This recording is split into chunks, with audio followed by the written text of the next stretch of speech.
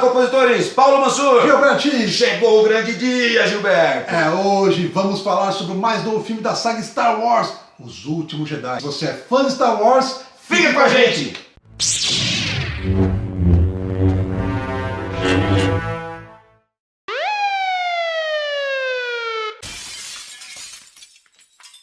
Tá dividindo a internet, tá dividindo amigo, tem gente deixando, tá pior que política.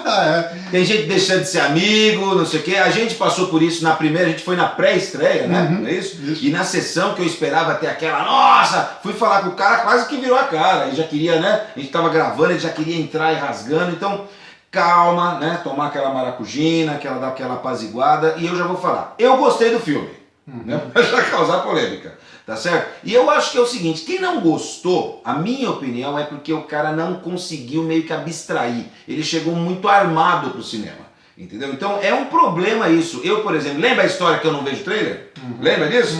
Então, tem seus méritos. Então eu não vi trailer, não vi teaser, quase que o cartaz eu não vejo, né? Então quando eu chego lá, eu tô puro. É óbvio que eu tinha esperanças de alguma coisa. Nós fizemos palpites e apostas, entendeu? Algumas coisas a gente errou, outras a gente acertou, faz parte da vida. Mas uma vez que eu vejo o filme lá, eu tenho que me abrir ao que o filme tá passando. Não é que eu não levei um filme de casa, tem gente que tá levando um filme de casa. Chega lá, o filme que aparece não é o que bate com o que ele trouxe de casa, e aí dá o ruído. É a minha opinião. Então assim, o filme, no meu ponto de vista, é bom, a gente vai justificar aqui os motivos, mas eu acho que as pessoas estão chegando muito armadas ao cinema, entendeu? Com um roteiro já formado na cabeça. E aí tem a decepção, e a decepção leva ao lado negro, é o caminho.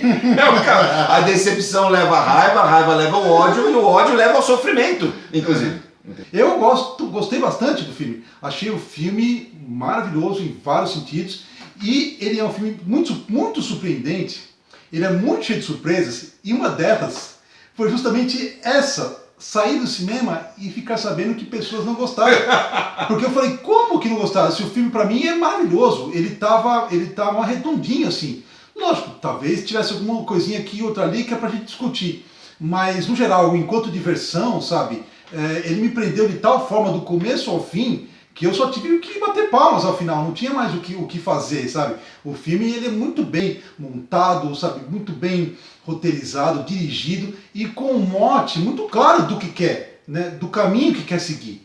Então eu realmente fiquei assim, espantado com a opinião das pessoas que não gostaram do filme. O que eu gosto muito do filme, que talvez é justamente o que as pessoas não gostam, é da rasteira que ele propõe pra gente, que ele subverte, sabe, muita coisa. Ele vai dar pro fã o que é de Star Wars, o que o fã tá esperando, mas não no todo. Tá. Não no todo. Ele começa a dar e depois ele vem e dá uma rasteira. E surpreende. Depois ele dá de novo, sabe? Mas as pessoas queriam assim 100% a mesma coisa que viram na trilogia clássica.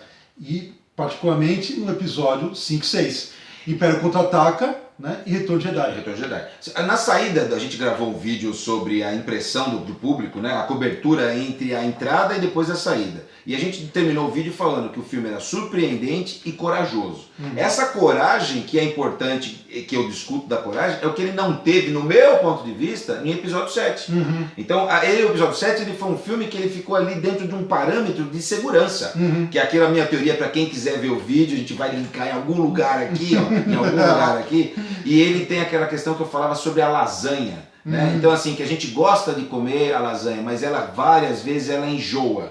Então o episódio 7 ele é muito pautado no episódio 4, mas ele vai seguindo a métrica do episódio 4. Esse não, ele tem elementos do 5, elementos do 6, mas ele quebra esse ritmo. E o que você esperava, aquilo que eu discuti no começo, que você levou de casa, que você trouxe para ver o filme, você é obrigado a deixar para fora. E se você não fizer esse exercício, aí é onde o filme se perde. Pra você, né? Exatamente. Então, assim, se eu quisesse ver Star Wars igualzinho, a mesma coisa, eu ia ficar em casa e assistir o episódio 4, 5 e 6. Exatamente. A partir do momento que eu fui assistir o 8, eu queria ver algo novo, né? O que eles iam me trazer de novo? E eles deram várias coisas novas, várias surpresas que a gente não esperava mesmo. Então, isso eu gostei muito, isso me agradou demais.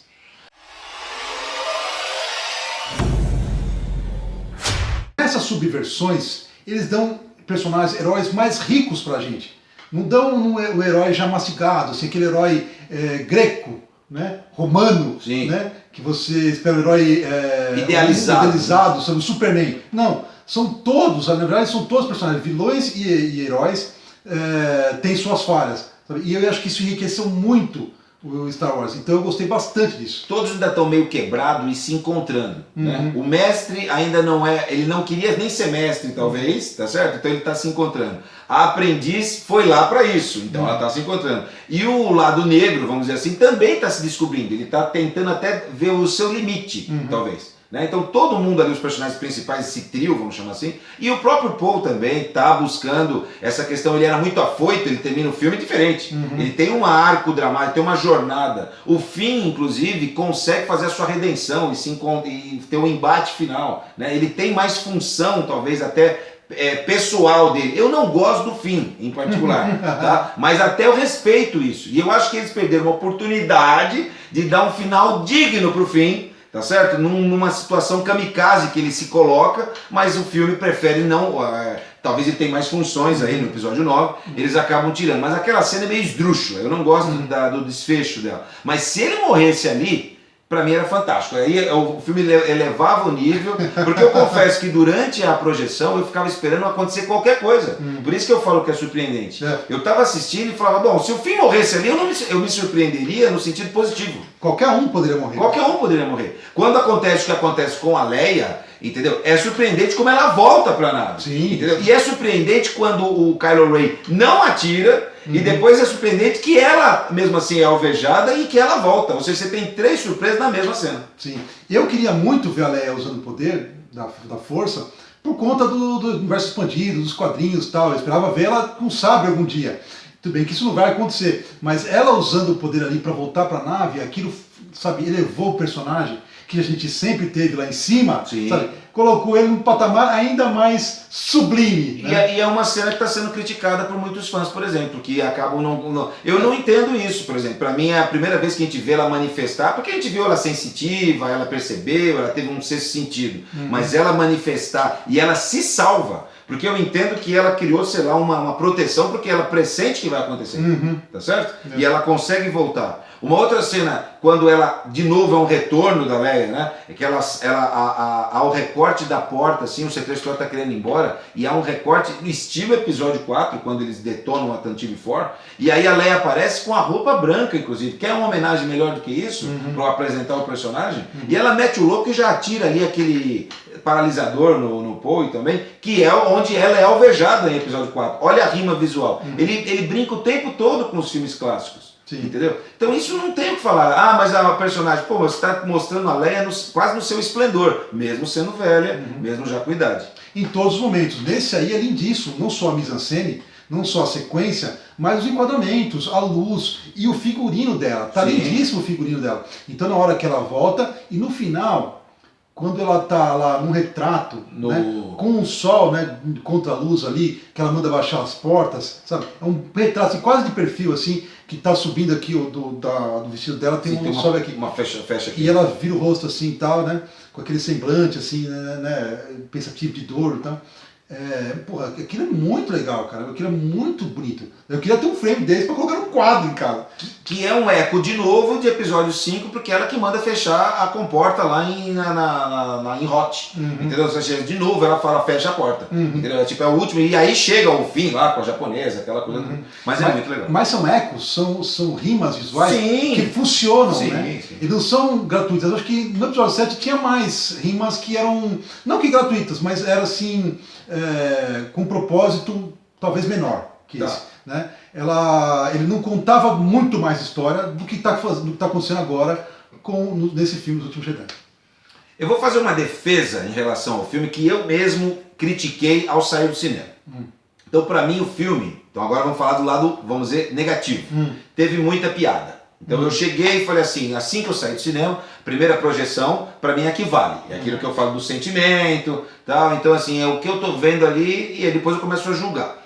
Mas eu senti que tinha muita piada. Confesso que quando eu assisti pela segunda vez e pela terceira, parece que eu fui amenizando esse sentimento, tá?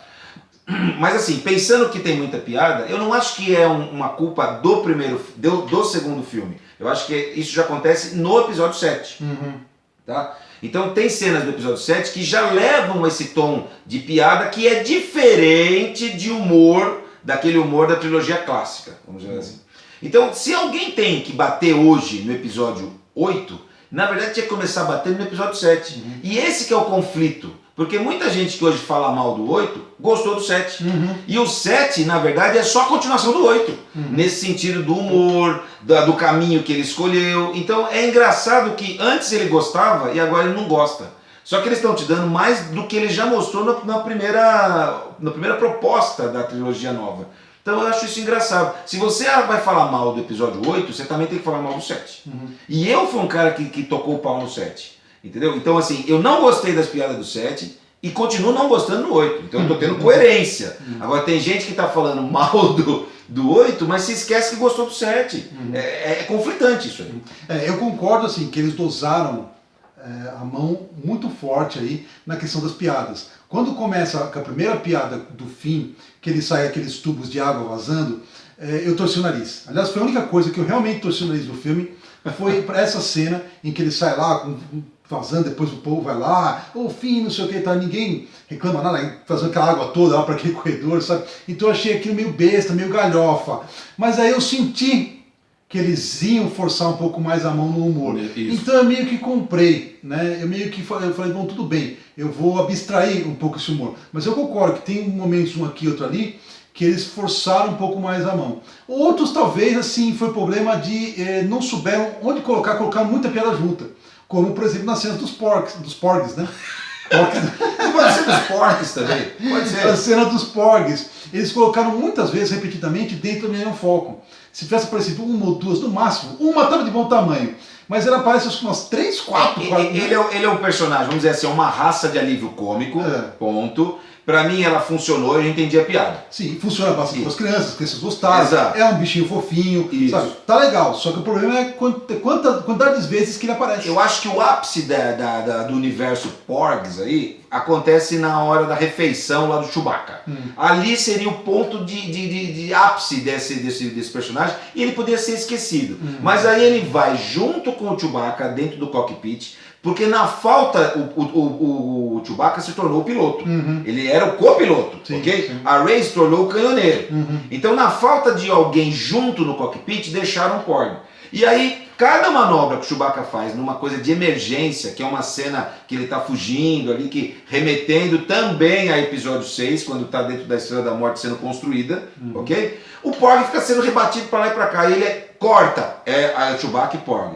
Mostra lá fora, corta, Chewbacca e Porg. Isso que foi cansando. Foi uma cena muitas vezes mostrada. Então o personagem ele é carismático, acho que caiu no gosto do povo, tá? Mas ele foi exageradamente mostrado. A primeira vez que ele aparece, dá aquele gritinho dele lá, eu gosto. E se ele tivesse aparecido mais vezes, as piadas tivessem sido focadas mais na ilha, né, aí diluía um pouco mais, ficaria melhor. Eu vou linkar duas cenas aqui, tá? Uma cena que me incomodou profundamente, meu coração Jedi trincou naquele momento, quando a Rey passou 2 anos segurando um sabre de luz e ela entrega pro Luke. A cena é bonita, é lógico que ali é uma quebra, é a quebra que você está comentando. Você tem a trilha subindo, ele pega com a mão e de repente ele joga para trás. Não é o que o público esperava, os fãs esperavam. Eu até entendo ele se desfazer do objeto.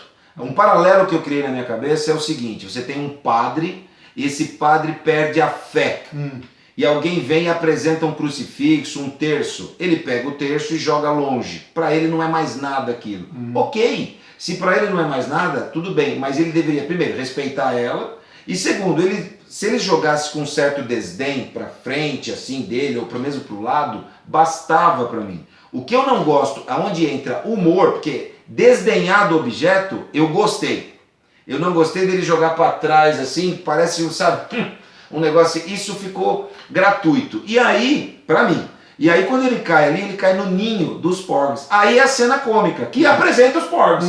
Porque tá o sabre e um Porg fica pisando assim, você fala, vai ligar o sabre, e tem um na frente da lâmina. É engraçado. Pra criar atenção. Olha lá, então ele quebrou, quando você vai de novo, é porque ela vai recuperar, né, o sabre. Então o Porg até funcionou, tá vendo? Pra mim até funcionou. Mas Entendeu? Quando você vê o Luke fazendo isso, aí você tem que comprar daí pra frente o filme. Porque há o Finn e o Luke. Se você não comprar, e a começo do Paul intimando o General Hux. Eu acho que assim, eu vi pela segunda vez, eu prestei bastante atenção, ele tá com uma cara de desdém assim, uma cara até que meio séria, ele não tá, né? E aí ele joga. É o ato de jogar, talvez você não goste. Eu prefiro que ele jogue pra trás, pra criar toda essa outra mise-en-scène Do Borg. do Borg e tal, e a Rey buscar lá também, ainda ficar olhando pro mar e tal. Então isso é interessante, eu tinha que jogar pra lá. Até porque senão eu jogaria pro chão, eu pegaria imediatamente, né, o sabre. E quando ela pega, inclusive, o sabre, no ninho dos Porgs, ao fundo, lá embaixo, ela vê X-Wing embaixo da água. Sim, então. Que é uma forma de enganar o público, ou seja, como é que o Luke sairia da ilha para chegar lá no planeta Mina de Então, Sal? quer dizer, não sairia se não fosse com a Falcon. Com a Millennium, com a X-Wing. Então ele, é isso, ela sai e vai embora, deixa lá. Então ele tem a X-Wing ali de reserva pra gente, pra audiência. Então é uma pista falsa. É uma pista falsa. Mas a X-Wing já tá há muito tempo, então acho que nem funciona mais. Não, mas ele ia dar um Paranauê ali, ó. Entendeu? Deixava no sol, entendeu? Eu acho que não. Sabe o celular quando cai na água? Você deixa no sol? Eu acho que na verdade aquela cena aí pra marcar mesmo que a nave caiu lá, ele ficou por lá mesmo e daí não vai sair mais, entendeu? Eu acho que ele estacionou normal depois a maré encheu. É verdade. É 20 Pode anos ser, que ele tá na ilha, pode lá, sei ser, lá quanto pode tempo. ser. As pessoas ainda reclamam na questão de pô, queria que os pais da Rey fossem alguém mais especial, né? Eu acho que ficou perfeito eles serem ninguém, né? Porque assim, ela não precisa ter uns pais, uma linhagem, Tá. né? Já forte na força, para ela ser forte na força, já que a força está em todo mundo. A força se manifestou nela, Sim. né? Talvez pela aquela situação que ela vivia, né? Por ser uma menina pura que foi crescendo lá, se virando no meio do lixo, no meio de tudo lá, ela foi se virando sozinha ali, tendo seus percalços, mas sempre tendo o sussurro da força. Então estava dentro dela, a força já estava se manifestando desde pequena nela lá. Então eu achei muito bom, eu não acho que é mentira quando o Kylo Ren fala que seus pais foram sucateiros, estão mortos, estão enterrados em qualquer lugar aí. Sabe? E aquela cena que mostra que ficou bem simbólico, eu gosto muito de símbolo, sabe? E ficou muito simbólico aquela cena que ela desce no buraco, né? Sim. Que é ligado ao lado negro, né? E você vê várias Reys ali, né? Então, várias camadas de Rey, né? Ali. E aí, todas as camadas vão culminar para quê? Para um reflexo de quê? Dela mesma. Dela mesma. Que pra mim, quando vem as duas silhuetas e se fundem numa só, e aí eu tenho várias leituras aí. E quando fala assim, me mostre onde estão meus pais, e mostra que os pais estão dentro dela. Ou seja, ela só existe porque os pais estão ali nela. Que é uma referência até a Rei Leão. Né? Quando ele está questionando com o Rafid, fala, oh, seu pai está aqui. E olha na poça e fala, não, mas sou eu mesmo. Não, mas esse é seu pai. Você e seu pai agora são um só. Né? Você só está aqui por causa do seu pai. Eu tenho essa leitura também nessa cena. E também, como você falou, ela também está sozinha, que ela depois vai falar para... Ou seja, ela não tem... É para deixar para trás, né? É para deixar para lá. Eu fico meio na dúvida, vamos ver como eles vão trabalhar. Mas eu concordo com você que talvez não... eu prefiro que ela seja... não descendente de Skywalker, isso eu estou falando desde o 7.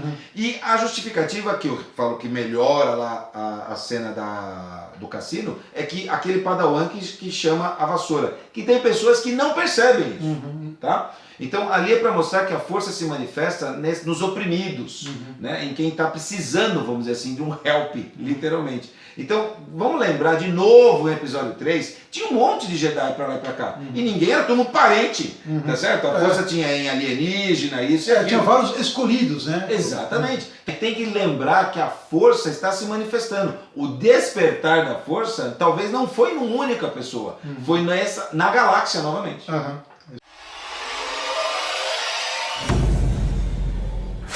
Uma cena que eu gostei muito, que mostra ali o poder Jedi dele, embora não estivesse usando a força, né? Mas você vê ele como Jedi, com aquele look que você tinha saudade, a hora que ele vai pescar. Entendeu? Que ele vai lá, ele vai pular de um lado para outro, lá daquela montanha, lá com aquela vara gigantesca, aquela alto pra caramba, e aquele plano de cima lindíssimo, novamente a fotografia, né, não tem o que falar, perfeita, né? E a Rey fica até assustada, não sei o que, e ele olha aquela cara, meu, Eu sei o que tá fazendo, né? Você não veio aqui me procurar por acaso. Então aquela cena ali é lindíssima. Eu gostei muito ali do Luke. Ali eu acho que assim, o pessoal começa a falar, não, realmente ali é o Luke, o mestre que vai aceitar a jornada. Só que depois a gente vê que ele não aceitou a jornada. É o dia a dia dele, né? Que inclusive ela questiona ele, ela fala assim, eu reparei sua rotina, você não tá muito ocupado não, entendeu? Ele tá lá ordenhando aqueles bichos esquisitos, que diga-se de passagem, de novo referenciando ao design, eu entendi que todos os bichos da ilha são meio híbridos de mamíferos com outra ave, por exemplo, né? Então o Porg mesmo ele tem aquela carinha de coelho da Índia com um pé de pato.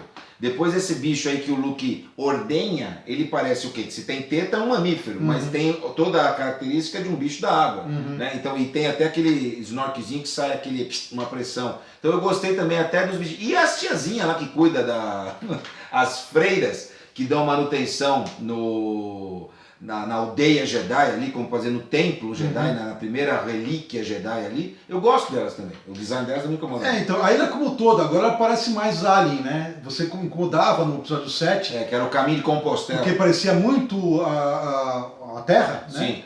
E ali não, lá de dentro da ilha, das construções e tal, você vê que ela tá bem alien, e por conta dessas criaturas, essa que você mencionou, que por acaso o leite é verde. Não é o leite de banta. Não é leite de banta. Não é, né? O leite é verde, o de banta era azul. Azul. Entendeu? E até o peixe que ele pesca é um peixe bem alien também. Então, né, a questão dos aliens, para mim, no filme como um todo, tá muito bem resolvida, eu fiquei satisfeito.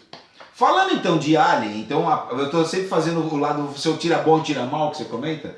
A cena que me incomoda, então de novo, o que me incomodou? Piada. O que me incomodou? A cena do cassino. Entendeu? Eu gosto da necessidade, o Finn ir lá tentar encontrar, eu chamei como chaveiro, né? Um cara que vai abrir, tipo em Matrix, você precisa de alguém para abrir as portas para chegar no objetivo. Eu gosto. Eu acho que a cena, ela melhora muito pra mim com o final do filme, quando você vê o Padawan ali, naquele curral, aquela coisa toda, como é oprimido, porque tem lá o animal que ele monta e ele vive junto ali naquela situação, meio degradada e tal. Então ele meio que melhora a cena. Mas eu não gosto, em particular, do design do cassino. Tá? Então eu não gosto de estourar champanhe, eu não gosto de taça, eu não gosto de xícara de vidro. Isso pra mim deveria ter um design diferente, uma coisa mais alienígena, né? E no primeiro momento que eu assisti, eu não tinha gostado daquele tiozinho que começa a querer jogar moedas. Não, ele coloca moedas no BB-8 achando que ele é um caça-níquel. Na segunda vez que eu vi, eu reparei que os caça-níqueis daquele cassino são redondos. E inclusive tem um domozinho em cima, alguma coisa. Parece muito BB-8. E tem uma tia que vai lá colocar moeda, uma jogadora. Então o tiozinho, quando vê o BB-8 ali, ele que já tá pingado. Já tá pingado, ele começa a meter moeda. Ou seja, o design justifica a ação do personagem. Aí eu comprei.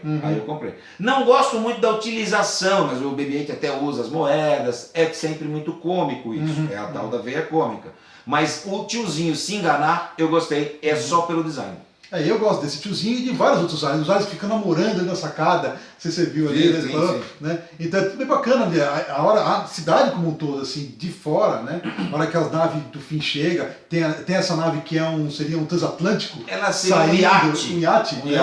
Então o pessoal que tem grana. Né? E todo o sentido que deram ali, porque assim, foi para mostrar como o pessoal está enriquecendo com o sofrimento de outros, com a venda de arma para essa guerra. Ou seja, essa quest toda, ela pontuou Star Wars com camadas de cinza, tirando essa coisa de ser tudo luz e tudo treva. Não é, em todo esse filme, em todos os personagens, ele tem essas camadas, essas nuances de cinza e que você vê nessa quest em particular. E que nunca foi mostrado no universo Star Wars e que é justificado. É quase como aquele plot do Senhor das Armas, não é isso? Então assim, o cara que vende para o lado da Aliança, vende para o lado da Primeira Ordem e por aí vai.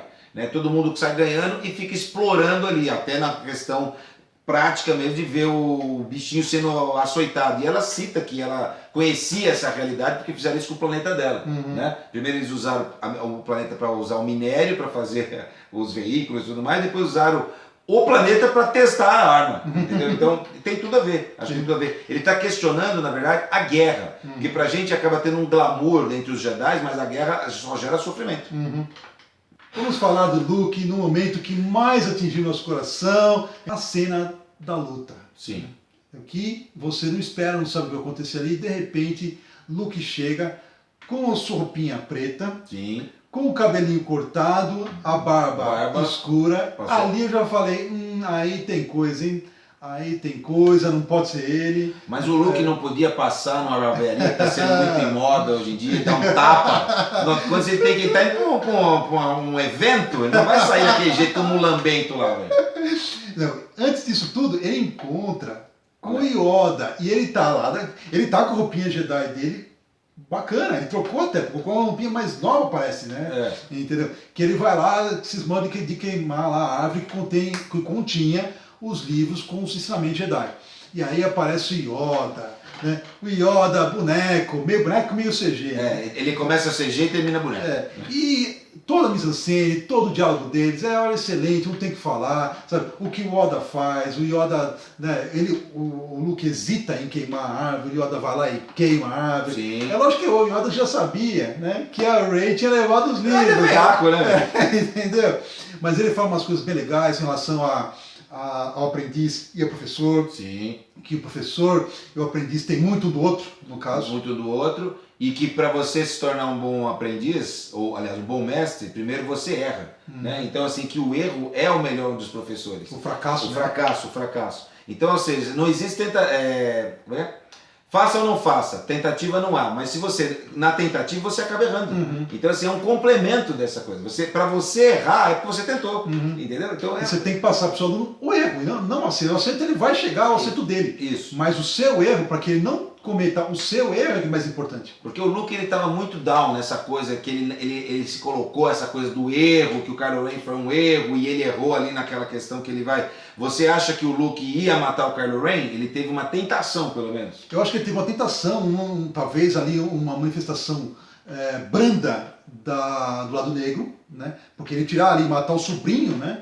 É claro que assim, ele ficou com muito medo, e o medo leva ao lado negro. Então. Ele ficou com medo do que ele sentiu ali pelo lado negro, já se manifestando pelo Kylo Ren, por via do Snoke. Mas não é porque ele errou com que a própria Rey fala, que ele errou com o Kylo Ren, que ele iria errar com ela. Sim, então, assim, essa é a questão. Ele se acovarda nisso, então, assim, ele se anula, vamos dizer assim. Ele para proteger o universo como um todo, né, na criação do outro ser mais poderoso dentro dele, né, dele ser consumido pelo lado negro, ou dele possibilitar, né, uma elevação, o surgimento de um outro Darth Vader, ele pega e se trava ali, ele se trava pela força. Por isso que ele não via ninguém, ele não sentiu que o crescimento que o Solo morreu. O Solo morreu, o crescimento da Primeira Ordem. Só que isso, para mim, é uma atitude heróica. Pode ser interpretado como covarde, mas essa anulação dele... Agora eu vou parafrasear Tyrion em Game of Thrones.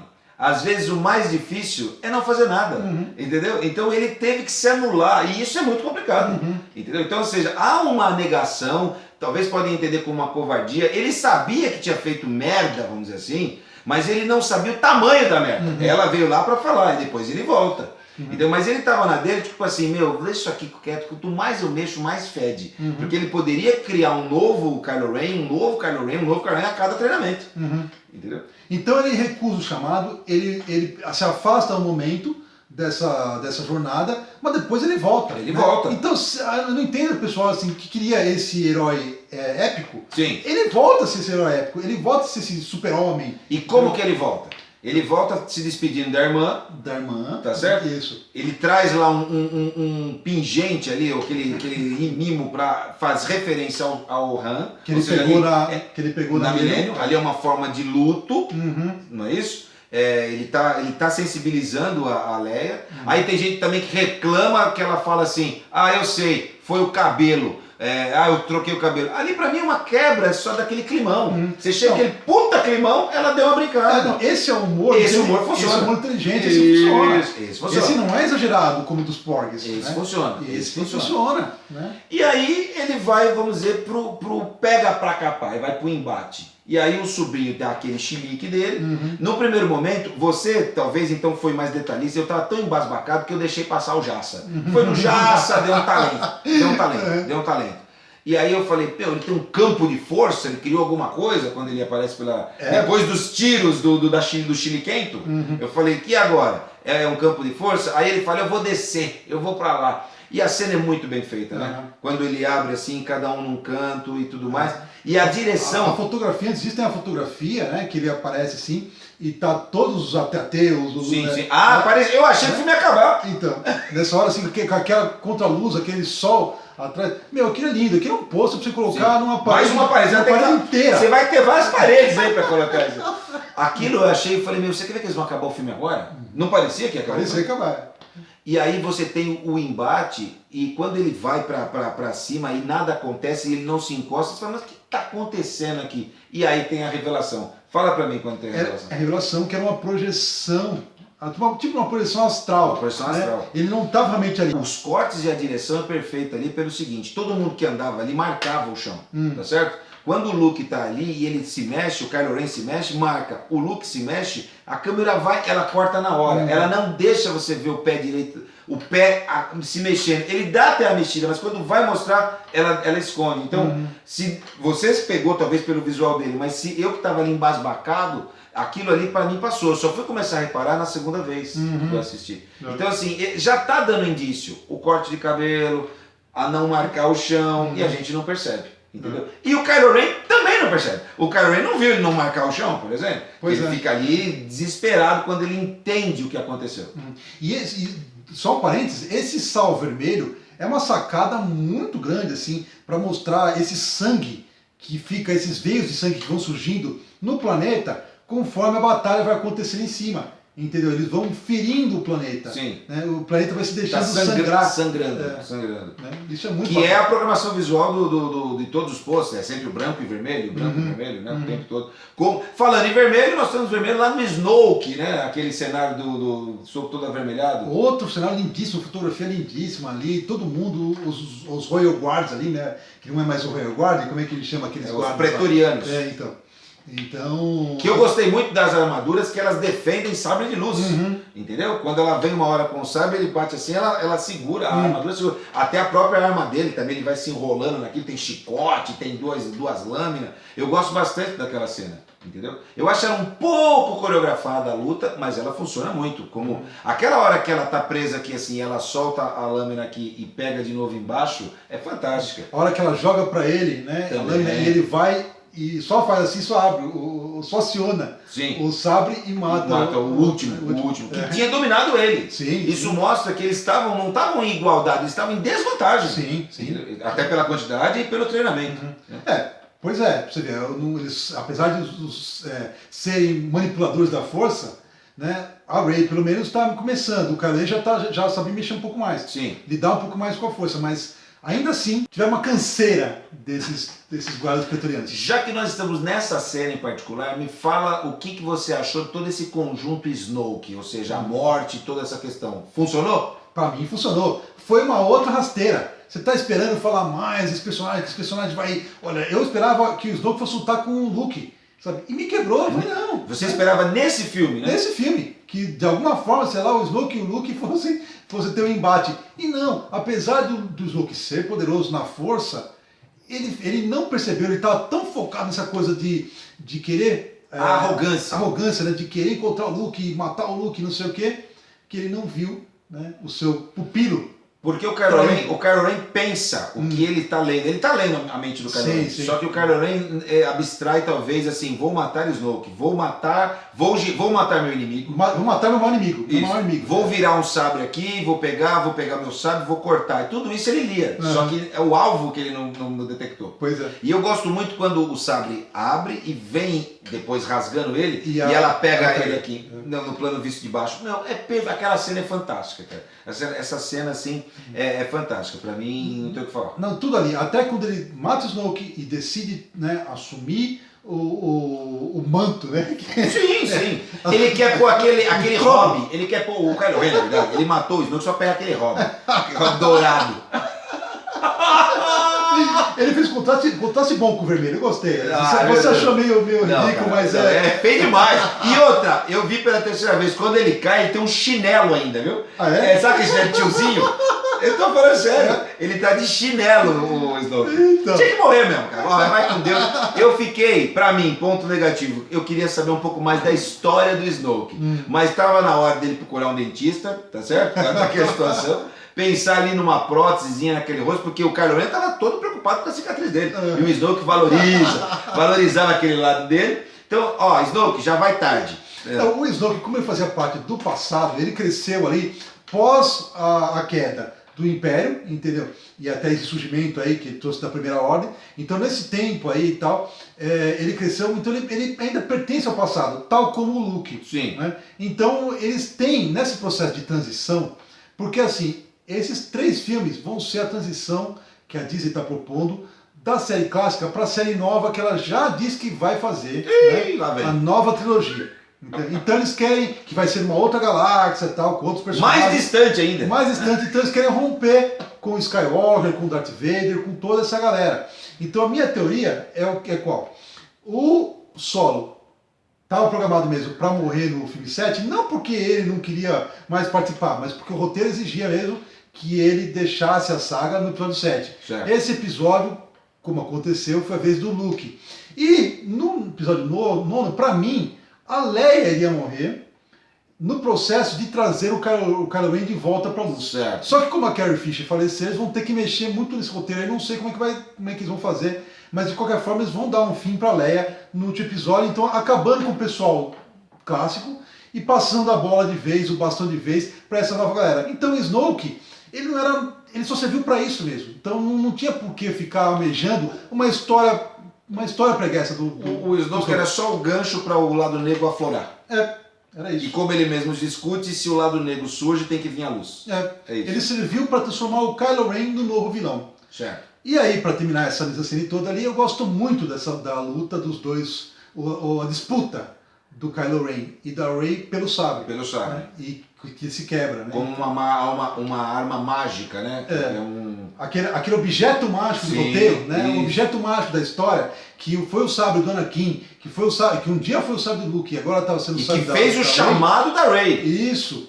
Ele quebrou. Então a Rey vai ter que construir um novo e acho que usando é o novo, mas a partir do velho. Porque é o novo, mas com a gema que era do Anakin. A gema azul. O cristal Kyber lá vai ser azul. Isso. Exatamente. Entendeu? Então é isso, é essa transição. Então eu gosto muito da hora que eles estão lutando os dois lá e o sabre está. Por exemplo, é discutido, tem gente também falando como é que a Rey fugiu depois que há uma cena fantástica, né? Quando pra mim o cruzador rasga, cruzador não, a nave da resistência, né? Ela corta no meio, aquilo, o cinema fica silencioso, escuta um alfinete. O desenho de som perfeito. Não, porque há o silêncio. Isso. E depois vem o impacto, né? Quando no mesmo instante, inclusive. No mesmo momento, então, né? Paralelo, em que tem a quebra do sabre e tem a quebra do cruzador. Não, é perfeito. Mas aí falam assim, como é que a Rey saiu de lá? Aí é citado isso no roteiro, que ela pegou a saída de emergência lá, sei lá, um bote salva-vida do Snoke. Exatamente. Não é mostrado pra gente. Depois ela vai encontrar com o Chewbacca e vai ficar na milênia. Lembrando que ela é ligeira no negócio de mecânica. Então isso é mostrado de novo onde? No episódio 7. Olha ele de novo. Então se você não...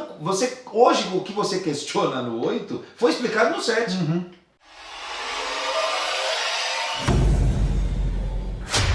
Agora nós vamos falar do Kylo Ren. A chiliquenta. Ela continua chiliquenta e tal. É assim, a gente até conversou num outro vídeo, né, o da Porta do Cinema, se o Kylo Ren ia ficar com máscara mais tempo no filme ou sem máscara. Eu preferia com máscara. Você vê que o Kylo Ren agora ganhou uma capinha, ele tirou aquele capuz, agora ele tem capinha. Porque se ele está buscando essa identidade veidiana, né, do Vader, ele está agora com capinha. Mas o Snoke já mete o louco e ele acaba abandonando a máscara e tal. E aí a gente vê só aquela cicatriz que eu acho leve para quem tomou um sabre de luz, né? Meio que no rosto ali e tal. Só que aquela cena que ele tá sem camisa, que é um belo de um CGI ali, que me lembrou o Capitão América, o primeiro Vingador, a Disney pegou nos arquivos, falou assim, pega aquele meu, não faz nada, não, aqui CGI novo, nada, pega esse aí do Capitão América. Porra, velho, ele tá muito bombado. Ele tá mais bombado, com a roupa ele tá mais magro. Não, umas tetas penduradas, assim, que eu falei assim, pelo amor de Deus, Kylo Ren. Entendeu? Mas ela tem uma função. Eu reparando de novo pela terceira vez, eu vi que o rasgo do sabre vem daqui de baixo. Então aqui tá ainda feio, uma cicatriz mesmo, que eu acho que deveria ser no rosto. Mas por motivo de maquiagem e tudo mais. Então ele tá, inclusive a gente vê os droids lá trabalhando, ele tá fechando a cicatriz, né? Tá diminuindo. Mas ou seja, pra mim a cena de sem camisa serve pra isso. E fazendo um link, você gosta dos dois estarem ali na sala de bate-papo, trocando ideia? Você comprou isso desde o começo? Você gostou disso? Então, essa questão de ele estar sem máscara, realmente o filme não permitia, a gente falava assim, mas esperava que ele ia estar mais sem máscara mesmo dessa vez e abandonar esse negócio. E até a justificativa acho boa. Ele sofre um bullying do Snoke, entendeu? O Snoke faz um desdém. Então. E aí ele destrói a máscara e fala, então tá, então vou ficar sem. Mas precisava para interpretação mesmo, para mostrar o rosto dele, inclusive para essa cena.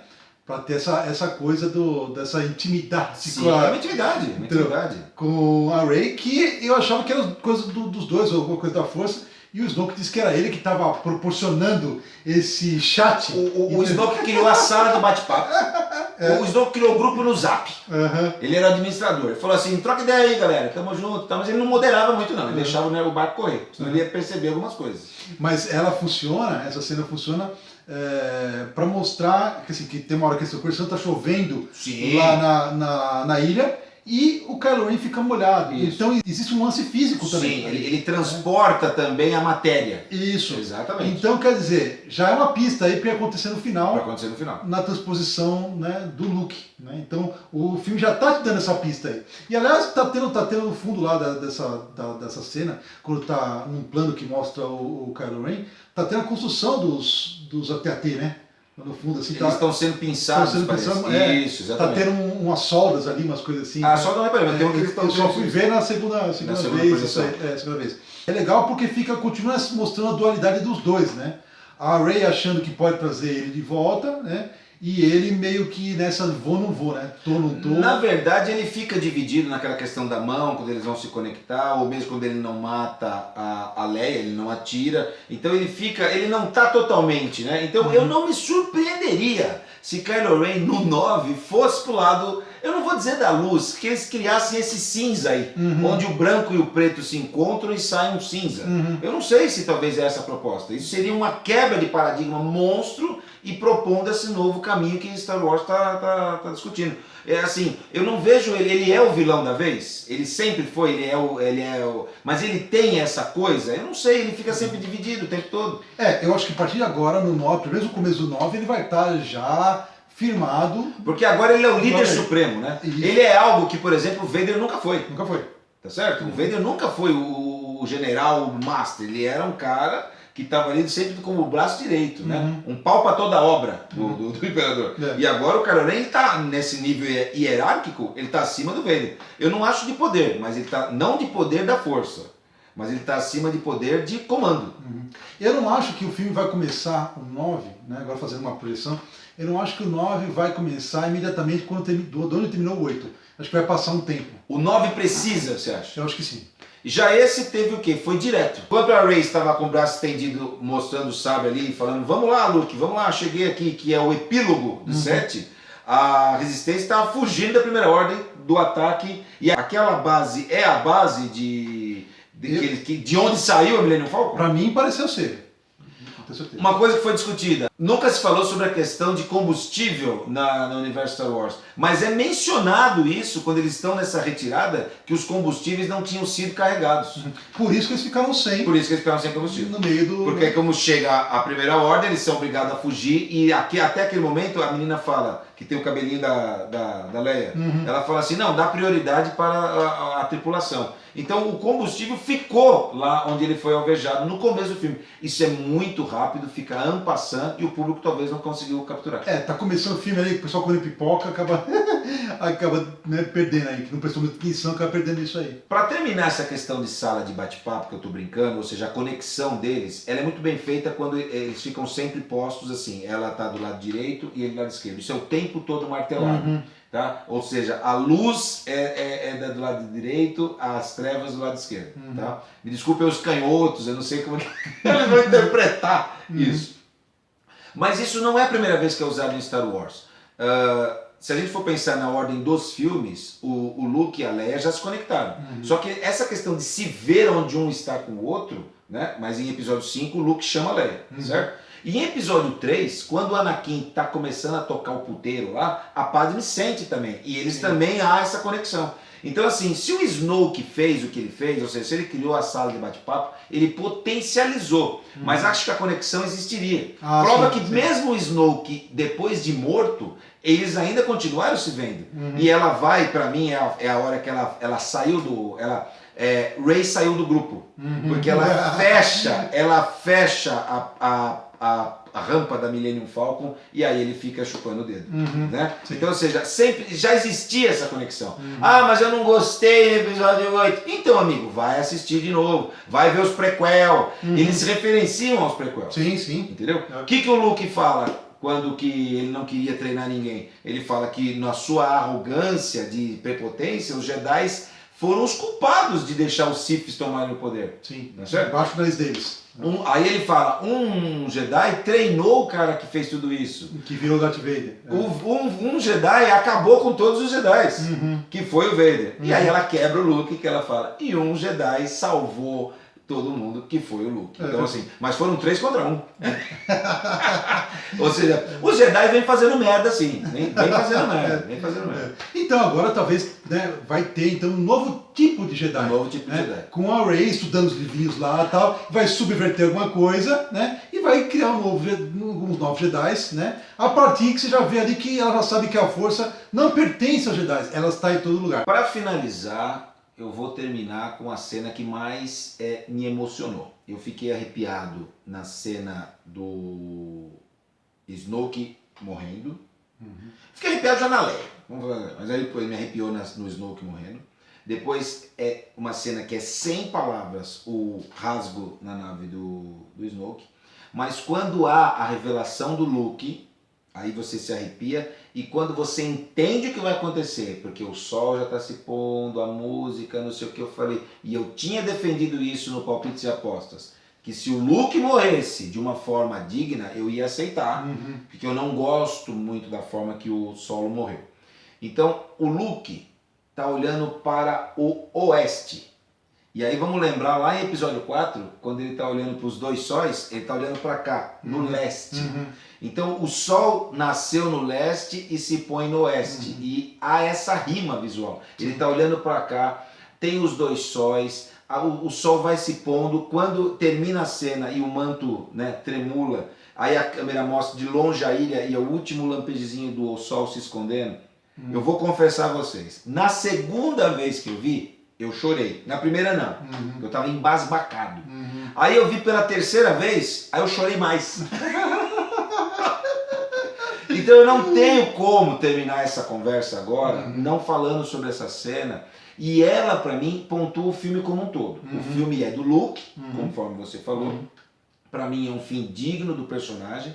E eu vou cantar a bola aqui.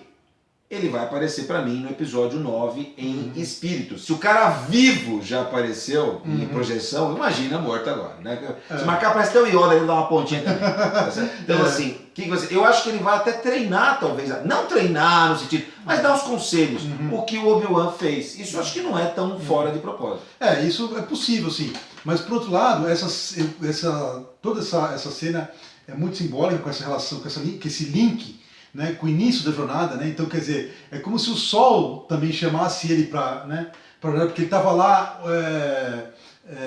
pensando, tal, almejando uma aventura no início do episódio 4. Sim. E agora essa aventura termina, né, com esse sol se pondo e ele se unindo à força. Então ele pode muito bem sim voltar a aparecer, dar um conselho ou outro, tal. Mas talvez eles queiram mesmo fechar e não com o fim dos Skywalkers. Mas é que os Skywalkers não que tem mais um, hein? Por conta da Leia, né? Tem a Leia ainda, então não fechou de verdade o ciclo, né? Então ele pode aparecer sim, talvez apareça juntos. Se a Leia se unir à força em algum momento antes do final, por que não, né? Eu acredito que a Leia, então agora vamos às especulações, eu acho que a Leia vai aparecer pouquíssimo, porque ficou esse gancho da Leia, né? E eu acho que isso também foi uma pegadinha do filme, porque todo momento que a Leia aparecia, você como espectador falava assim, a última cena da Leia. Ixi, a última cena da Leia. E eles já quebram isso também, de novo, lá no começo do filme, para você falar, agora a Leia vai passar o resto do filme em coma, por exemplo. Então eu acho que é uma brincadeira, mas aí temos que saber quem veio primeiro, né? Se foi o roteiro ou a morte da Leia. Não, e eu acho que foi o roteiro. Parece, não, quando ela faleceu eu já tinha filmado tudo, todas as cenas dela desse filme. Ou seja, eles já tinham deixado o gancho da Leia pro final mesmo. Não é isso? Sim. Até pela questão da Leia ser mulher, a Rey ser mulher, o filme agora tá nessa questão do empoderamento. Né? Falando em empoderamento, e a Capitã Phasma? E a Capitã Phasma? Vamos agora assim, eu gosto muito do personagem. Não do que ela fez, a persona. Né? Pra mim ela é o novo Boba Fett. É o novo Boba Fett. Mas assim, se era pra fazer o que ela fez, deixava ela morrer lá dentro do compactador de lixo. Eu entendo que foi só pra dar o quê? O upgrade no fim. Então o Finn resolveu a pendenga lá que ele tinha com ela. Mas, não sei, é pouco aproveitado. Será que ela não podia ter aparecido um pouco mais no filme? Não dava tempo? Pois é, eu gosto de toda a luta, de toda a cena, de toda a sequência. Eu gosto. Não, eu gosto também. Eu acho que ela foi bem colocada, talvez naquele momento não precisava mais. Mas talvez mostrar ela sobrevivendo, né?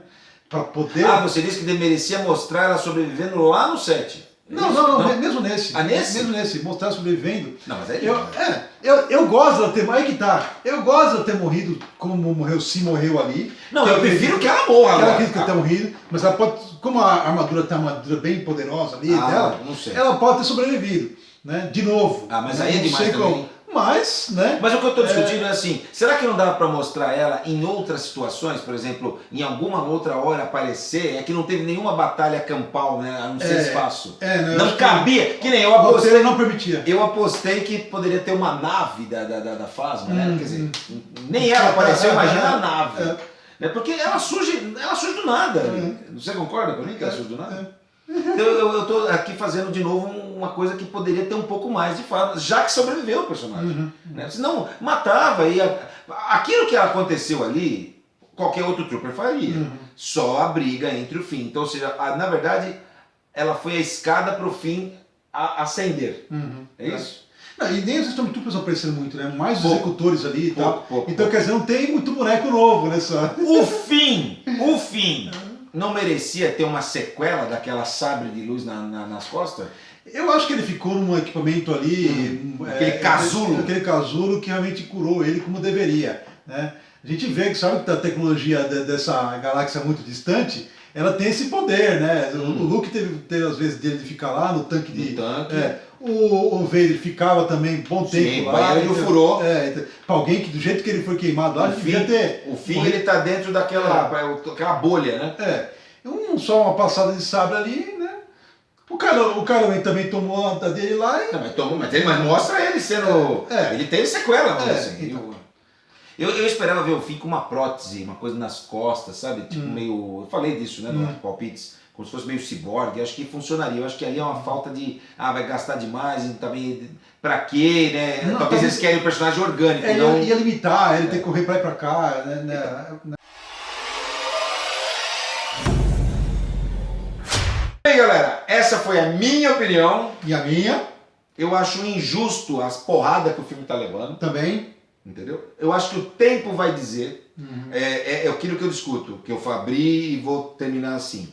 Cabe a todo mundo assistir mais de uma vez. Acho que é importante. Você vê que a gente viu 2 vezes, o Gilberto eu vi 3 vezes, e cada vez que você vê, você começa a achar uma coisinha diferente, você vai alinhavando. O filme é rico, né? Ele vai crescendo conforme você vê mais e nota as nuances, né? As camadas que o filme tem. Eu acho importante confrontar essas opiniões, lógico, de uma maneira harmônica, pacífica, conversar com outros colegas, com outros fãs, com não fãs, porque tem gente que está assistindo que está começando agora, a gente se deparou com isso. Mas é essa a intenção. Então assim, o filme tá aí, é esse. né? Então assim, curta esse momento, acho que é importante. Eu tô afim de ver mais uma vez, inclusive, né? Eu tô afim de ver mais no cinema. Sim. Eu tô afim de ver mais uma vez no cinema. Pra fim, o filme. Pra fim, né? Pra fim. Pra mim o filme foi realmente excelente. Eu diria que um dos melhores, entendeu? Talvez, não sei, não diria de todos, mas assim, um dos melhores pegando dos prequels e dessa nova trilogia, entendeu? Talvez o melhor. Não, dessa nova trilogia é o melhor sem dúvida alguma, né? Até agora. Isso, ele tá, eu já falei, quem já tá me acompanhando por aí já viu falar, pra mim ele é melhor que o episódio 7, isso aí sem dúvida. E eu gostei muito de Rogue One, então ele também é melhor de Rogue One. Então eu coloquei agora o 7, Rogue One e ele. É assim que eu tô empilhando depois da Disney, né? Ele estaria talvez então num nível de episódio 3, ou pra você passando um pouco do episódio 3? Passando. Porque o episódio 3 é o melhor da prequel. É isso. Melhor que o episódio 3. Isso. Só que eu não vou permitir aqui nesse vídeo que ele fique acima do episódio 5, porque ele é uma rima do episódio 5.